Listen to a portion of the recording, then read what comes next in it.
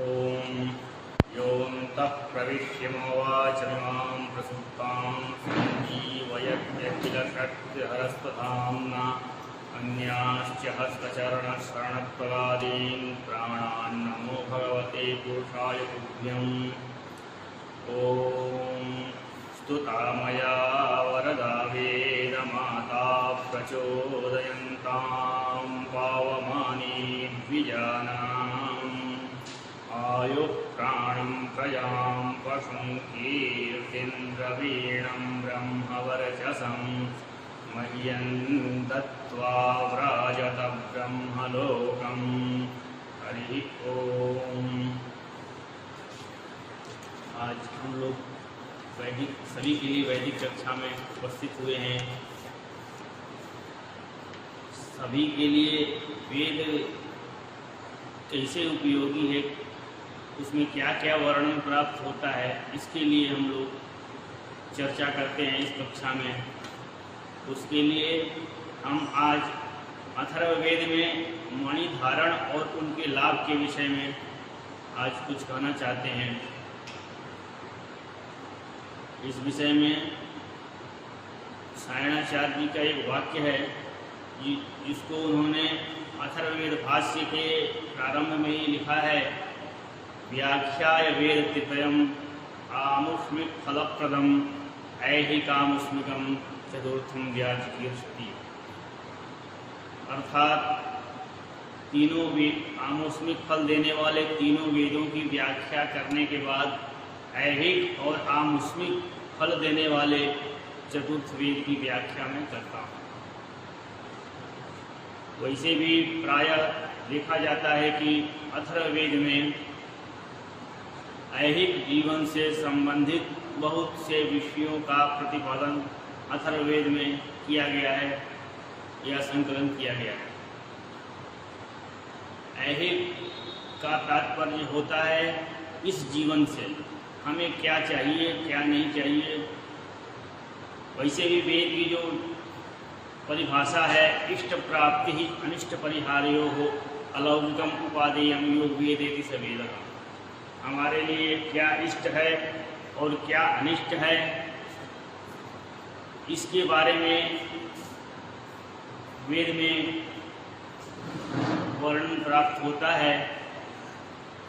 तो इस वेद वाणी हम लोगों के लिए साक्षात परब्रह्म परमात्मा का स्वरूप है, क्योंकि यस्य निस्वस्तम वेदायो वेदेभ्योऽखिलं जगत् निर्ममेतमहं वन्दे विद्यातीर्थ महेश्वरम। जिसका निश्वास रूप ही वेद है, उस परमात्मा की वाणी श्वास ही वेद है। ऐसे वेद वाक्यों के द्वारा हम अपने जीवन को सार्थक एवं धन्य बनाते हैं। अथर्ववेद में रोगों से संबंधित उपचार, चिकित्सा इत्यादि का वर्णन मिलता है। ठीक उसी प्रकार से मणिबंधन और उनके क्या लाभ हैं रोगों के बारे में, इसके विषय में आज हम कुछ चर्चा करना चाहेंगे। मणि का तात्पर्य जो होता है मन का शब्द होता है, मन का शब्द से बना है।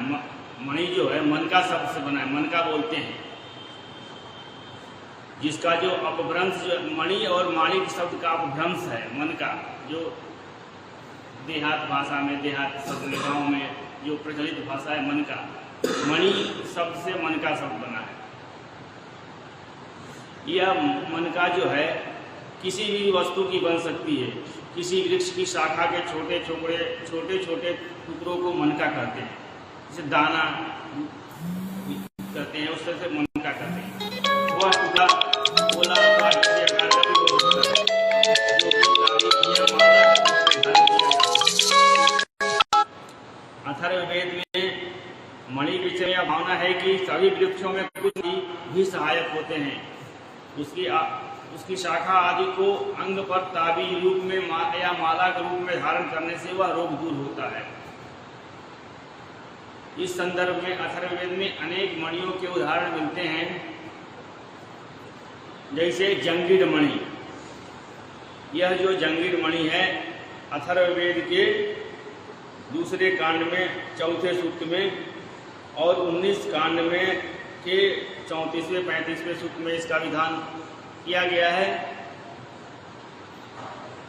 इसमें जो है इसके जो है अंगिरा ऋषि हैं और यह किस वृक्ष से बनती है इसका स्पष्ट उल्लेख नहीं हुआ है, क्योंकि ये जो है जंगिट मणि बहुत सी औषधियाँ लुप्त भी हो चुकी हैं, इसलिए इनका अभी स्मरण नहीं आया है कि कहाँ इसका उल्लेख हुआ है। लेकिन इसके पर्यायवाची इसके जो वो इसका जो है जंगिट को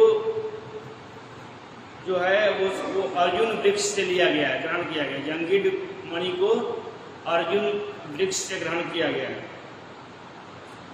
सायण ने जंगिट को एक वृक्ष के रूप में बताया है। दारिल और कैलंड प्रोफेसर कैलंड जंगिट का अर्थ अर्जुन वृक्ष से करते हैं। अथर्ववेद के एक मंत्र में जंगिट के साथ सन या सन का उल्लेख भी प्राप्त होता है। इसके विषय में यह प्राप्त होता है कि एक जंगल से लाया जाता है और दूसरा खेती के द्वारा खेती करने के बाद जो औषधि उत्पन्न होती है उसके रस के द्वारा बनता है। इस प्रकार इस जंगिट को अरण्य और कृष्य भी कहते हैं। यह खेतों में भी पाया जाता है और वह जंगलों में भी पाया जाता है। जंगिट के जो गुण बताए हैं उसमें औषधि या वच, और उसमें औषधि वच बोलते हैं उसको। वचा शब्द भी बोलते हैं, वच को वचा भी बोलते हैं, जो गले की खराश इत्यादि के लिए जो खाते हैं। इसकी भी अर्थ किया गया है। भाव प्रकाश ग्रंथ में वच शब्द के जो पर्यायवाची शब्द हैं वह उग्रगंधा, मंगल्या, उग्रा आदि हैं। इसके जो गुण हैं, एक औषधि की एक ही गुण नहीं होते हैं, एक औषधि के कई गुण होते हैं। कई रोगों में वह प्रयोग किया जाता है। वह जो है मलमूत्र शोधन, कब्ज, मूर्छा, कफ, उन्माद और भूत बाधा, कृमि बाधा, वायु विकार में भी इसका उपयोग किया जाता है। इस जंगिट मणि को मणि या ताबीज की तरफ पौधा या बाधा या पहना जा सकता है। इस जंगिट मणि को हम यदि ताबीज में भर के या धागे में बांध करके शरीर पे हाथ पे या गले में धारण करते हैं तो इससे भी अब फायदा प्राप्त होता है, लाभ प्राप्त होता है। इसके अनेक लाभ होने के कारण इसको विश्व भेषज भी कहा जाता है। यह जो है टूटी हुई हड्डी को जोड़ने में, खांसी में, कमर दर्द में, कमर के अन्य रोग में भी, शीत होने वाली सभी बीमारियों में, शीत से उत्पन्न सभी बीमारियों में इसका प्रयोग किया जाता है।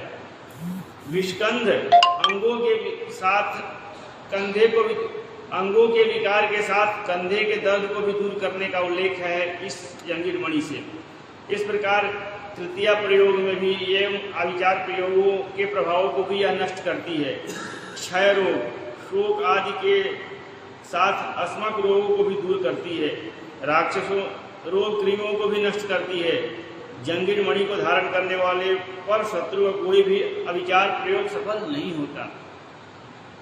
पहले हम लोग गांव में किसी को कोई बुखार हो या कफ हो या कोई भी इस तरह की कोई बीमारी होती है तो गांव में लोग जड़ को उखाड़ करके ला करके बांध देते थे तो उससे ठीक हो जाता था।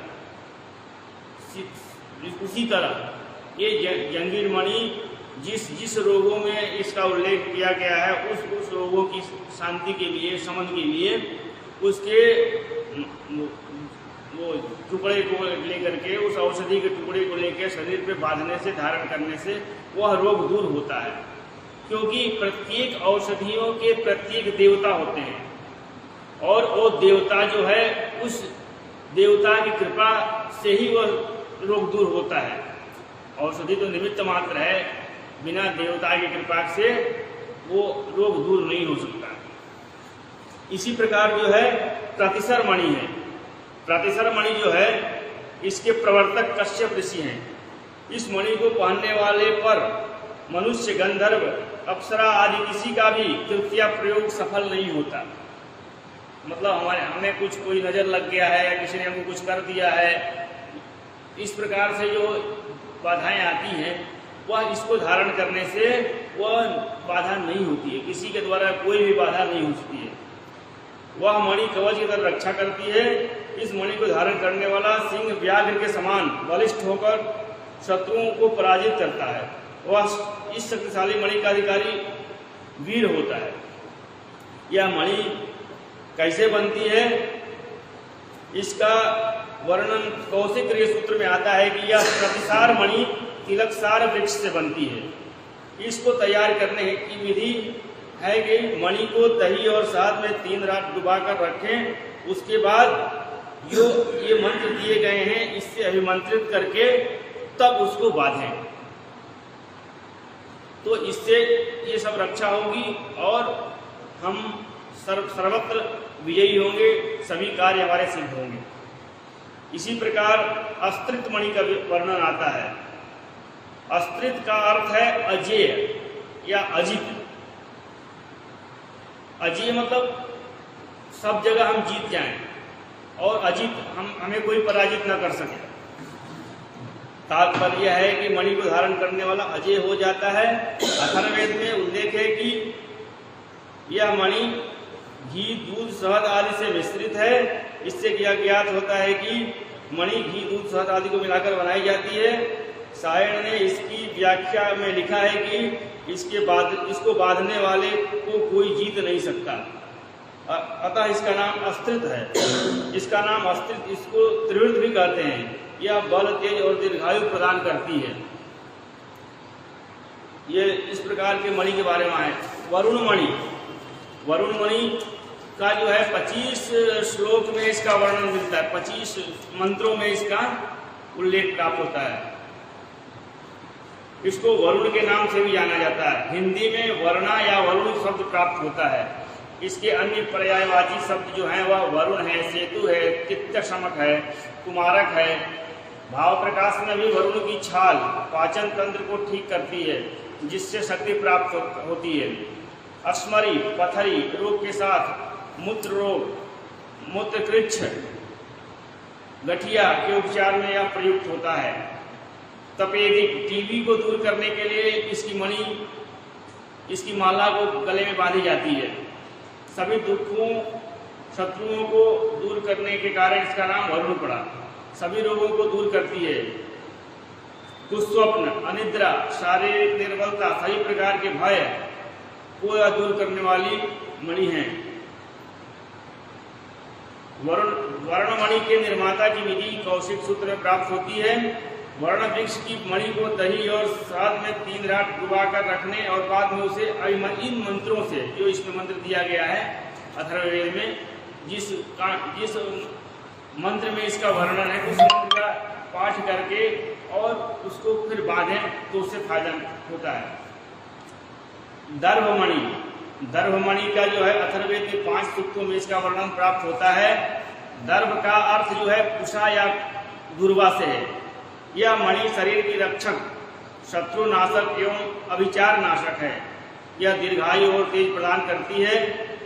इसको हृदय में शांति और पवित्रता का भाव, इससे जो है हृदय में शांति और पवित्रता का भाव उत्पन्न होता है।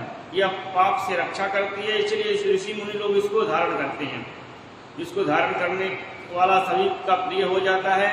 तात्पर्य है कि दर्भमणि धारण करने वाला क्रोध को अपने वश में कर लेता है और अक्रोध के कारण वह सर्वप्रिय हो जाता है। दर्भमणि जो है वह देवताओं का कवच है। इससे ज्ञात होता है कि दर्भ ज्ञान का प्रतीक है एवं देवों का कवच है। इसको धारण करने वाला व्यक्ति दीर्घायु और जरा मृत्यु रहित होता है। यह मणि भी घी, दूध और शहद में, इस मणि को भी जो है घी, दूध, शहद से अभिमंत्रित करके, इन मंत्रों का पाठ करके और जो है इसको धारण किया जाता है। इसी प्रकार औदुंबर मणि आता है। उदुंबर गूदर को कहते हैं। यह मणि गूदर से बनती है। गूदर के लकड़ी के टुकड़े से ये इसका विधान किया जाता है। नक्षत्र कल्प में इसका विनियोग बताया गया है कि यह मणि कावेरी अर्थात कुबेर संबंधी महाशांति में काम आती है।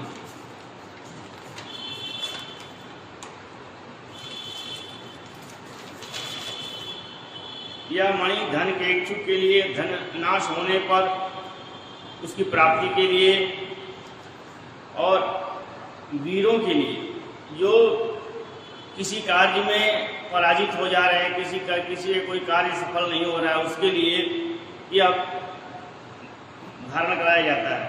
यह मणि पुष्टिदायिनी है, वसु, अन्न, धन, प्रजा, तेज को बढ़ाने वाली और रायस कोष अर्थात धन की प्राप्ति और धन की पुष्टि के लिए धारण की जाती है। ये शंखमणि का भी प्रयोग आया है। शंखमणि अथर्ववेद में एक सूत्र में इसका वर्णन है। कौशिक सूत्र में विनियोग है कि उपनयन संस्कार के बाद दीर्घायु के लिए शंखमणि अभिमंत्रित करके बांधें। जो अभिमंत्रित शब्द आया है, ये जो जितने मणि के शब्द के बारे में जो वर्णन प्राप्त हो रहा है, कह रहे हैं, वो सबके मंत्र हैं। इन मंत्रों से अभिमंत्रित करके तब इनको धारण करना होता है। उदक शांति में भी शंखमणि का प्रयोग महाशांति हेतु होता है। जल के लिए, जल भय रक्षा हेतु धारण किया जाता है।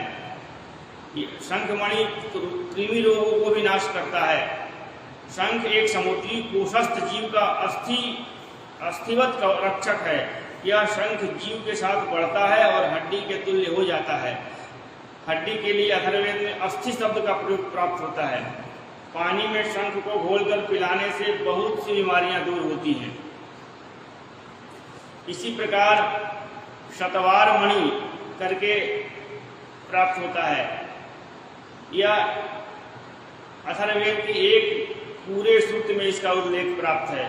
यह शतावर है।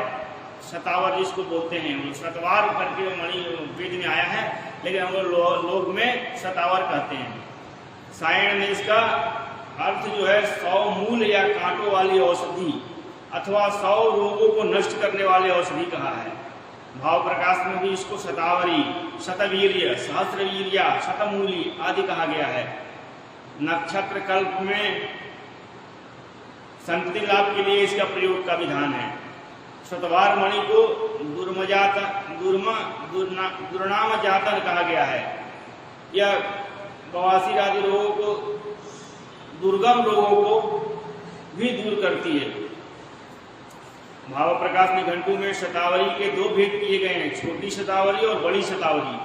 छोटी शतावरी रसायन, बुद्धिवर्धक, अग्निवर्धक, बलदायक, रक्त विकार आदि को दूर करती है, और बड़ी शतावर जो है रसायन, बुद्धि को शक्ति प्रदान करने वाली, नेत्र रोगों को दूर करने वाली, उदर रोगों के साथ शुक्रक्षय होने वाली निर्बलता आदि को भी दूर करती है। इसी प्रकार से अभिवर्त मणि का प्रयोग आया है। अभिवर्त मणि जो है अथर्ववेद में राष्ट्रीय शक्ति की वृद्धि के लिए एवं शत्रु नाशन के लिए अभिवर्त मणि का उल्लेख है। अभिवर्त मणि के द्वारा इंद्र को विजय के साथ श्री की वृद्धि हुई थी। यह आक्रमणकारियों को नष्ट कर राष्ट्रीय श्री की वृद्धि करती है। कौशिक सूत्र में इस मणि को बनाने की विधि बताई गई है कि सुवर्ण को बीच में रखकर उस पर लोहा, सीसा, चांदी और तांबा मढ़कर त्रयोदशी के दिन 3 दिन तक दही और मधु से सूर्य के सामने पात्र में रखें।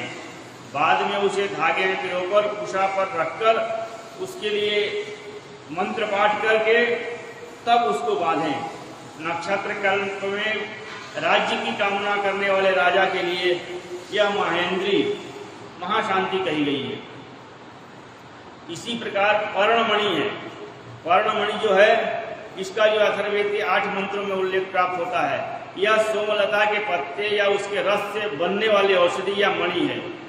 कौशिक सूत्र और सायण आदि ने पर्णमणि का अर्थ पलाश किया है।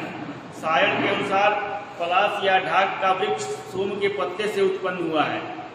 तैत्रीय ब्राह्मण ग्रंथ के अनुसार पलाश की उत्पत्ति सोम के पत्ते से हुई है। संप्रति इच्छुक व्यक्ति आंगिरसी महाशक्ति के बाद पलाश मणि बांधे, ऐसा नक्षत्र कल्प में वचन है। कौशिक सूत्र में भी पर्णमणि के निर्माण की विधि दी गई है कि बल, आयु और धन की पुष्टि के लिए पलाश के वृक्ष की मणि को अभिमंत्रित करके बांधना चाहिए। पर्णमणि के धारण से राजा शक्तिशाली, ऐश्वर्य युक्त, शत्रु दमन में समर्थ, दीर्घायु और शतायु होता है। यह राजा ही नहीं, कोई भी इसका प्रयोग करके उसको बांध सकता है, उसकी सभी इष्ट की प्राप्ति होती है। उसी प्रकार फालमणि का वर्णन आता है। अथर्ववेद में 35 मंत्रों में इस फालमणि का वर्णन है। कौशिक सूत्र के अनुसार फालमणि खदिर खैर वृक्ष की मणि से है। इसको सोने में जड़कर या लपेटकर त्रयोदशी से लेकर 3 दिन तक दही और दूध में डुबाकर रखी जाती है। बाद में सोने के धागे में पिरोकर 3 बार लपेटकर पहनी जाती है। इष्ट प्राप्ति, अनिष्ट परिहार के साथ पृथ्वी के आधिपत्य के इच्छुक राजा को पहनाई जाती है। मतलब सर्वार्थ सिद्धि होती है इस मणि से। यह फालमणि खैर की लकड़ी से बनती है। इसके साथ इसमें लोहा भी लगाया जाता है। यह कवच का काम करती है एवं शत्रु का दमन करती है। यह तेज के लिए धारण की जाती है। इस प्रकार से जो है, इसी के साथ व्याघ्रमणि का भी वर्णन आता है। जो व्याघ्रमणि है, यह जो है औषधियों के रस से बनती है। सभी के रोगों के कृमियों को नष्ट करने वाली, व्याघ्र के तुल्य प्रभावशाली होने के कारण इसका नाम व्याघ्रमणि है। आंजनमणि जो है, ये भी अथर्ववेद में इसका उल्लेख है। इससे पीलिया, ज्वर, कफ, हृदय रोग, अंगभेद आदि में लाभप्रद बताया गया है। पाइपलाल संहिता में इसे नेत्र ज्योति वर्धक, कुष्ठनाशक कहा गया है। यह त्रिकुट पर्वत तथा यमुना प्रदेश में होता है। यह जो आंजनमणि है, यह त्रिकुट पर्वत पर या यमुना के प्रदेश में होता है। इसी प्रकार अश्वत्थमणि का वर्णन प्राप्त होता है।